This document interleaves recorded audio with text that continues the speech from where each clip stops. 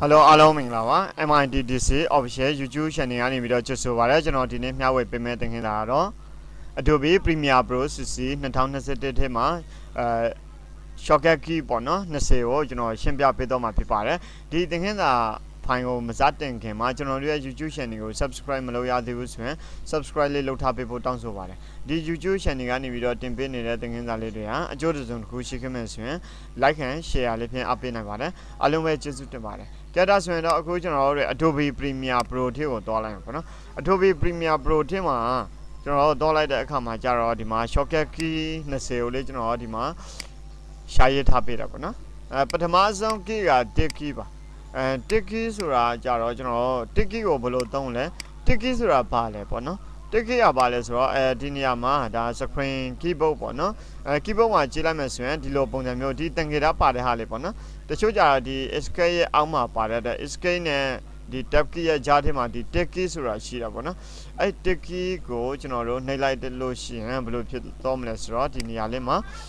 tick key ကိုနှိပ်လိုက်လို့ရှိရင်ဒီ program monitor ကဒီ screen အပြည့်ပေါ်တော့ပေါ့နော်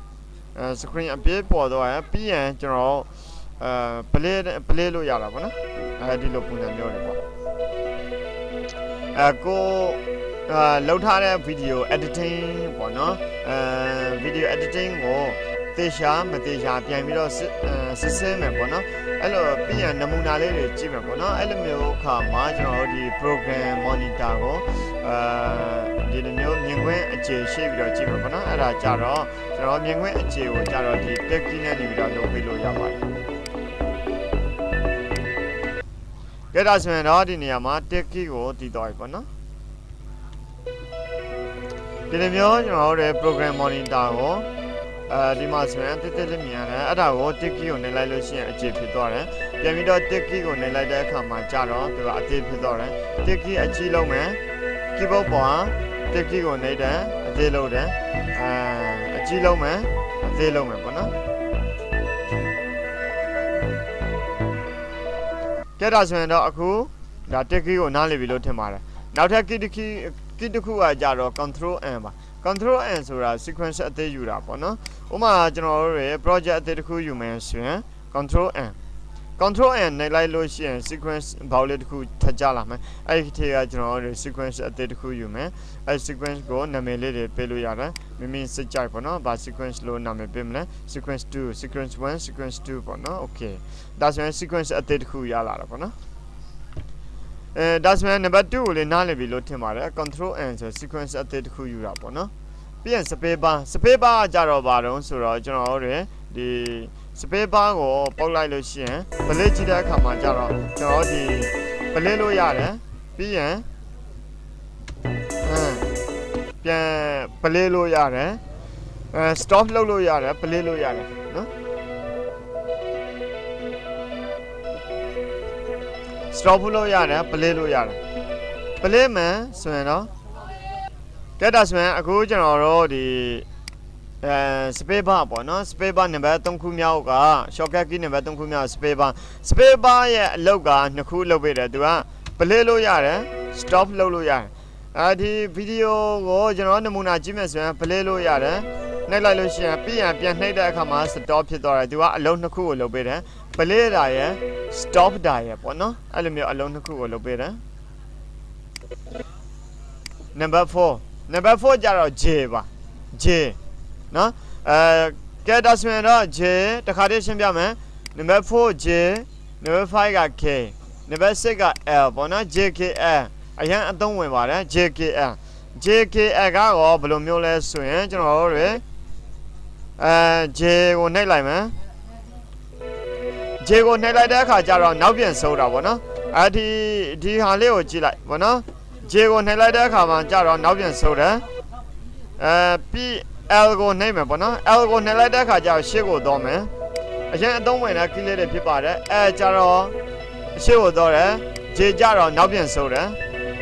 ပြန်ပြီးတော့ဒီ လက်တစ်ဖက်နဲ့ပေါ့နော်ကျွန်တော်တို့ရဲ့ editing လုပ်နေတဲ့အခါမှာကျတော့ J ကိုနှိပ်လိုက်တယ် J ကိုနှိပ်လိုက်တဲ့အခါကျတော့နောက်ပြန်ဆုပ်သွားတယ် L ကိုနှိပ်လိုက်တဲ့အခါကျတော့အရှေ့ကိုပြန်သွားတာပေါ့နော်အရှေ့ဒီ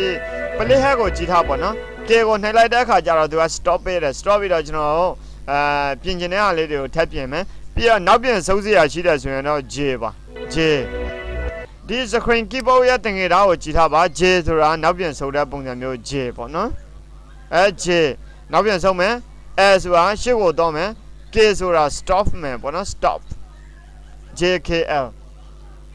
ကဲဒါဆိုရင်တော့အခုကျွန်တော်တို့ J ကိုနားလည်ပြီလားဆိုတော့ J ကြတော့နောက်ပြန်စုပ်တယ် K K ကိုနှိပ်လိုက်လို့ရှိရင်သူက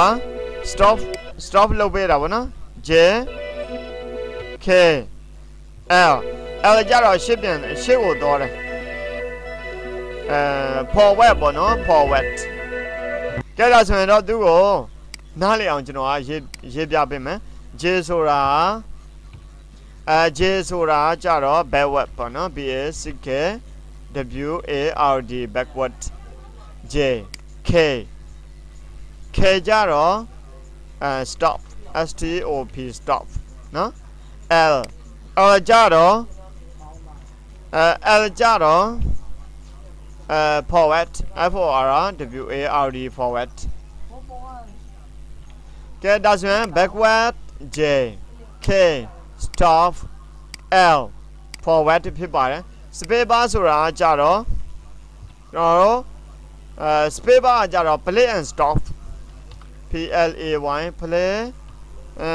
play and stop STOP stop အလုံးတစ်ခုကိုလုပ်ပေးတယ် spacebar ရဲ့ကြတော့ Ctrl+N ကြတော့ new sequence ယူတယ် new sequence NEW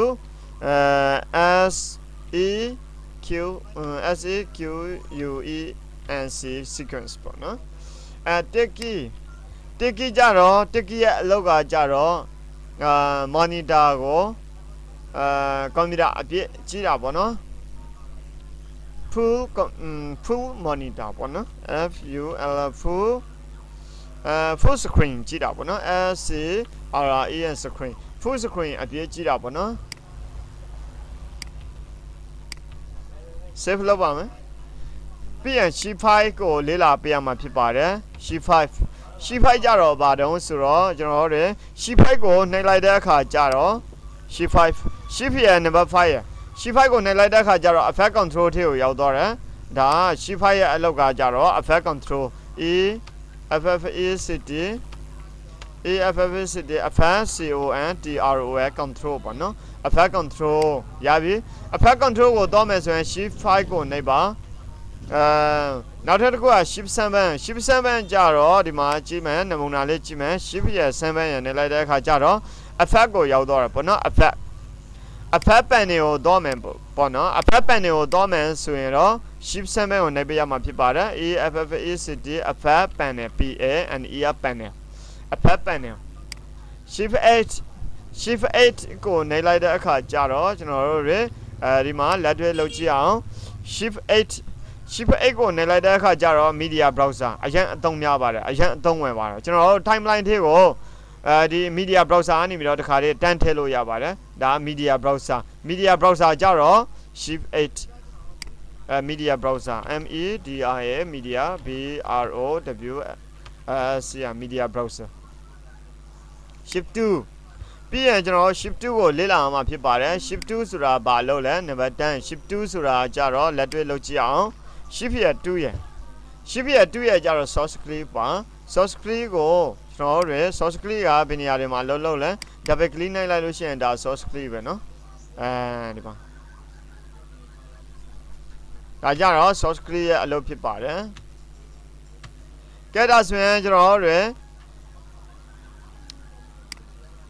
ဒီ shift 2ကိုလည်းနားလည်တော့ရနော် source monitor SOURC source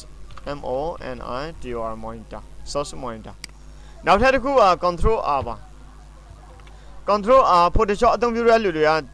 အသိမြင်လို့ထင်ပါတယ်ဒီဘာတန်းလေးပေါ့နော်ဒီလိုမျိုးတွေကျွန်တော် guideline လေးတွေကျွန်တော်ညှိတဲ့အခါမှာ guideline လေးတွေကိုလိုက်ညှိတဲ့အခါမှာကြတော့ကျွန်တော်ဒီ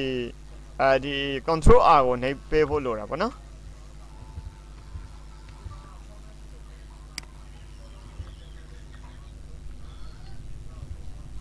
ဒါ Ctrl+R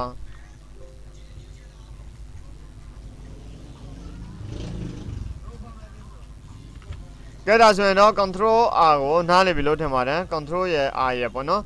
ruler ba đấy họ phò ra phía ba đấy Ctrl R ruler R-U-L-E-R ruler Ctrl R bây giờ nào theo được V V số ra ra rồi selection 2 ba V cho nó rồi cô bên nhà mà về giao này bây giờ cho nó rồi đi Vကိုနှိပ်လိုက်လို့ရှိရင်သူက selection 2ကိုရောက်သွားပါတော့ဒီ shortcut ကလည်းအရင်အသုံးများပါတယ် selection 2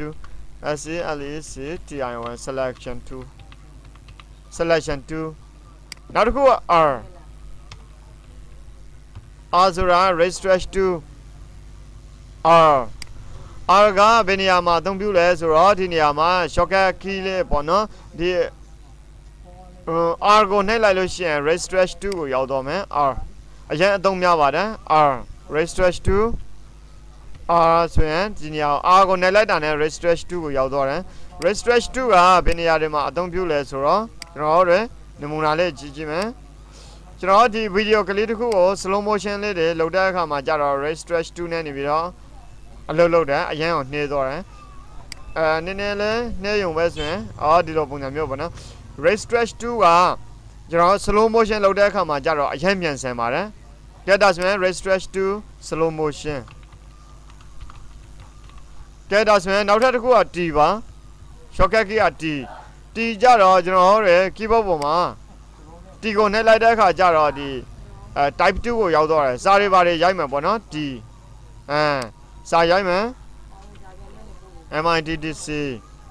Ctrl A ပြီးတော့ window essential graphic ကိုခေါ်ပါမယ် essential graphic မှာ edit ကနေပြီးတော့ကျွန်တော်တို့ bold ကိုယူလိုက်မယ်ပြီးရင်ကျွန်တော်စာလေးတွေရိုက်လို့ရတယ်ပေါ့နော်ပြီးရင်အကြီးသေးလေးတွေကိုကျွန်တော်လုပ်ပေးလို့ရတယ် MITDC ကြက်တာဆိုရင်တော့အခုကဒီ T ကိုလေးနားလေတော့ပြီပေါ့နော် T ဆိုတာ type 2ပါ TYP type 2 TOL2 type 2နောက်ထပ်တစ်ခုက C ပါ C ကြတော့ C ကလည်း crop C ကိုလည်းအသုံးများပါတယ် C ကြတော့လည်းအရင်အသုံးများပါတယ် keyboard ပေါ် C ကိုနှိပ်လိုက်တဲ့အခါကျတော့ razor 2ကိုရောက်တော့မှဖြစ်ပါတယ် razor 2 R-A-Z-O-R razor 2ဆိုတာဖြတ်မဲ့တောင်းမယ်ပေါ့နော်ကျွန်တော်တို့မလို့ရှင်တဲ့နေရာလေးတွေမှာဖြတ်မဲ့တောင်းမယ်ဆိုရပါတော့နော် razor 2လေးနဲ့ကျွန်တော်ဖြတ်လိုက်မယ်ဖြတ်လိုက်မှမလို့ရှင်တဲ့အပိုင်းကိုselect မှတ်ပြီးတော့ delete လုပ်လိုက်မယ်ဒါမျိုးလေးတွေလုပ်လို့ရပါတယ်ဒါကြတော့ razor 2ရဲ့အလုပ်ဖြစ်ပါတယ်ကြည့်ဒါဆိုရင်နောက်ထပ်တစ်ခုက I ကြတော့ I ရဲ့ O ရဲ့ကတွဲပြီးတော့လေ့လာရမယ် I-O ပေါ့နော် I-O ကဲ I-O ဆိုတာကြတော့ကျွန်တော် render ထုတ်တော့မယ်ဆိုရပါတော့နော်ဒီဗီဒီယိုကလေးလေးကို render ထုတ်ရှင်တယ်ဒီကနေပြီးတော့ဒီအထီးကို render ထုတ်မယ်ဆိုရင်ကျွန်တော်တို့ကနေပြီးတော့ဒီဗီဒီယိုကလေးတစ်ခုကိုကျွန်တော်အစားကိုရောက်တော့တယ်ပြန် keyboard ပေါ်ကကျွန်တော်ကဘာလုပ်မလဲဆိုတော့ဒီ time indicator ကိုအစားလာမယ်ပြီးတော့ keyboard ပေါ် I ကိုနှိပ်လိုက်မယ် I ဆိုတာ in point လုပ်တယ်ပြီးရင်ကျွန်တော်ကနေပြီးတော့အဆုံးကိုလာမယ် keyboard ပေါ် O ကိုနှိပ်မယ် in point out point ပေါ့နော် in out in point out point ယူတာဖြစ်ပါတယ် I ဆိုတာ in point INPOINT point in point O ဆိုတာကြတော့ OUT out POINT point out point ပေါ့နော် I ရဲ့ O ရဲ့ပေါ့နော် in point out point ပေါ့နော် in point out point in point ဆိုတာကြတော့ကျွန်တော်အစားကိုခေါ်တယ် out point ဆိုတာကြတော့ဆုံးမှတ်ပေါ့နော် in point out point စာမှတ်ဆုံးမှတ်ကိုကျွန်တော်တို့တွေဒီလိုမျိုးစာမှတ်ဆုံးမှတ်ပေးချင်တဲ့အခါကျတော့ I ရဲ့ O ရဲ့ကိုနှိပ်ပေးရမှာဖြစ်ပါတယ်ပြီးရင် render ထုတ်လို့ရတာပေါ့နော်ဒီကနေပြီးတော့ဒီထီကို render ထုတ်မယ်ဆိုတဲ့သဘောမျိုးဖြစ်တာသဘောမျိုးပြောတာဖြစ်ပါတယ်ပြီးရင်နောက်ထပ်တစ်ခုက home key ပါ home key ကဘာတော့ဆိုတော့ home key ကိုနှိပ်မယ် n key ကိုနှိပ်မယ်ဆိုတာတွဲပေါ့နော် home key ရဲ့ n key ရဲ့ပေါ့နော်ကြည့်တာဆိုရင် home key ကိုနှိပ်မယ် home key ကကြတော့ဒါရဲ့ n key ကဒါရဲ့ပေါ့နော်ကြည့်တာဆိုရင် home key နဲ့ n key ကိုဘယ်လိုမျိုးဖန်တီးလို့ရလဲဆိုတော့ home key ကိုနှိပ်လိုက်မယ် home key ကိုနှိပ်လိုက်တော့အစရောက်တော့တယ် n key ကိုနှိပ်လိုက်လို့ရှိရင်ဒီဗီဒီယိုကလေးရဲ့အဆုံးကိုရောက်တော့တယ်ဗီဒီယိုကလေးတစ်ခုရဲ့အစနဲ့အဆုံးကိုကျွန်တော်တို့ home key n key နဲ့နေပြီးတော့ အသုံးပြုပါတယ် home key ဆိုတာတော့ကြတော့ home key ဆိုတာကြတော့အစပေါ့နော် start start end key ပေါ့နော် end key ဆိုတာကြတော့အဆုံးပေါ့နော် end key ဆိုတာကြတော့ finish finish finish finish start finish video ကလေးတစ်ခုရဲ့အစအဆုံးပေါ့နော် start add a clip clip finish add a clip ကလေးတစ်ခုရဲ့အဆုံးပေါ့နော်ကလေးတစ်ခုရဲ့အစပေါ့နော် home ဆိုတာကလေးတစ်ခုရဲ့အစend ဆိုတာကလေးတစ်ခုရဲ့အဆုံးပေါ့နော်အစအဆုံးကိုပြောတာဖြစ်ပါတယ်ကိုရဲ့ timeline မှာကလေးတစ်ခုရှိနေတယ်ဆိုရင်ဗီဒီယိုကလေးလိုပဲပြောရမယ်နော်ကလေးတစ်ခုရဲ့လို့မဟုတ်ကျွန်တော်တို့ဗီဒီယိုကလေးနှစ်ခုရှိနေမယ်ဆိုရင်နှစ်ခုပေါ့နော်ဆိုရပါတော့ကျွန်တော်တို့ဗီဒီယိုကလေးနှစ်ခုလောက်ထည့်မယ်ဗီဒီယိုကလေးနှစ်ခုဆိုရင်သူကနှစ်ခုအလျောက်ပေါ့နော်ကျွန်တော်တို့ဆွဲလိုက်မယ်အန်ကီကိုနိုင်မယ်ဗီဒီယိုကလေးရဲ့နှစ်ခုအဆုံးကိုရောက်သွားတယ်home key ကိုနိုင်လိုက်မယ်အစရောက်တော့တယ် end key ကိုနိုင်လိုက်မယ်ဒီဗီဒီယိုကလေးနှစ်ခုရှိတယ်ဆိုရင်နှစ်ခုရဲ့အဆုံးကိုရောက်တော့မယ်ဗီဒီယိုကလေးသုံးခုရှိတယ်ဆိုရင်သုံးခုရဲ့အဆုံးကိုသူက end key ကိုနိုင်လိုက်လို့ရှိရင်အဆုံးကိုရောက်တော့မယ်ပြီးရင်အစရောက်တော့မယ်ဆိုရင် home key ဗီဒီယိုကလေးဒီ timeline တစ်ခုလုံးရဲ့အစအဆုံးပေါ့နော်အဲ့လို့ဆိုရင် timeline တစ်ခုလုံးရဲ့အစအဆုံးလို့လည်းပြောလို့ရတယ် start point start point ပေါ့နော် start point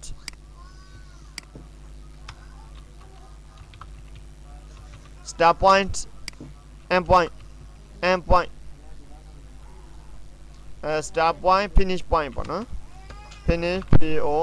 point finish point ပြီးရင်နောက်ထပ်တစ်ခုကအရေးကြီးဆုံးပေါ့နော် alt+right click alt နဲ့ right click နဲ့တွဲပြီးတော့နှိပ်ရတာဖြစ်ပါတယ်ဒါဆိုရင်ဒီဟာလေးကလည်းတီးထားဖို့လိုတယ်ကျွန်တော်တို့ကနေပြီးတော့ဒီမှာဗီဒီယိုကလေးတစ်ခုကိုဆွဲထည့်လိုက်တယ်ဆိုရပါတော့ကျွန်တော်ဒီနေရာမှာဗီဒီယိုကလေးတစ်ခုကိုဆွဲထည့်လိုက်တယ်ဒီကနေပြီးတော့ဆွဲထည့်မယ်နော်ဗီဒီယိုကလေးတစ်ခုကိုဆွဲထည့်လိုက်တဲ့အခါကျတော့ကျွန်တော်တို့ဒီနေရာမှာဗီဒီယိုကလေးတစ်ခုရဲ့အစားရဲ့အဆုံးရဲ့ကိုဆွဲထည့်လိုက်တဲ့အခါကျတော့ကျွန်တော်ဒီ order ကလေးနဲ့ပေါ့နော်ကျွန်တော်ဒီတက်ပေါ့နော်ဒီလိုမျိုး select မှတ်လိုက်လို့ရှိရင်ဒီလိုမျိုးကလေး select မှတ်လိုက်မယ်ဆိုရင်ဗီဒီယိုဖိုင်ရောအတန်ဖိုင်ရောသူက select မှတ်တော့တယ်အဲ့ခါကျရင်ကျွန်တော်တို့ကနေပြီးတော့အဲ့လိုမျိုးမဟုတ်ဘူးအတန်ဖိုင်ကိုမလိုချင်ဘူးအတန်ဖိုင်ကိုမလိုချင်တဲ့အခါကျတော့ဘယ်လိုမျိုး select မှတ်ရမလဲဆိုတော့ order နဲ့ကလေးနဲ့လိုက်ပြီးတော့ select မှတ်ရမယ် order နဲ့ကလေးနဲ့လိုက်ပြီးတော့ select မှတ်လိုက်တဲ့အခါမှာကျတော့သူကဒီအတန်ဖိုင်ဆိုရင်အတန်ဖိုင်ကြီးပဲကလေး select မှတ်တော့တယ်ဗီဒီယိုဆိုရင်ဗီဒီယိုကြီးပဲ select မှတ်တော့တယ်အဲ့ခါကျရင်ကိုကမလိုချင်တဲ့ဟာလေးတွေကို select မှတ်ပြီးတော့ order နဲ့ select မှတ်ပေါ့နော်ပြီးရင် delete လုပ်လိုက်ပါကဲဒါဆိုရင်တော့ဒီ20 shortcut key ကိုအသုံးပြုရလိမ့်မယ်လို့ယူဆပါတယ်အားလုံးပဲကျေးဇူးတင်ပါတယ်နောက်ထပ်ဗီဒီယိုသင်ခန်းစာဖိုင်မှာပြန်လည်ဆုံတွေ့ကြပါမယ်Adobe Premiere Pro နဲ့ပတ်သက်ပြီးတော့မေးစရာများရှိရင်ကျွန်တော် comment ပါကနေပြီးတော့မေးလို့ရပါတယ်အားလုံးပဲကျေးဇူးတင်ပါတယ်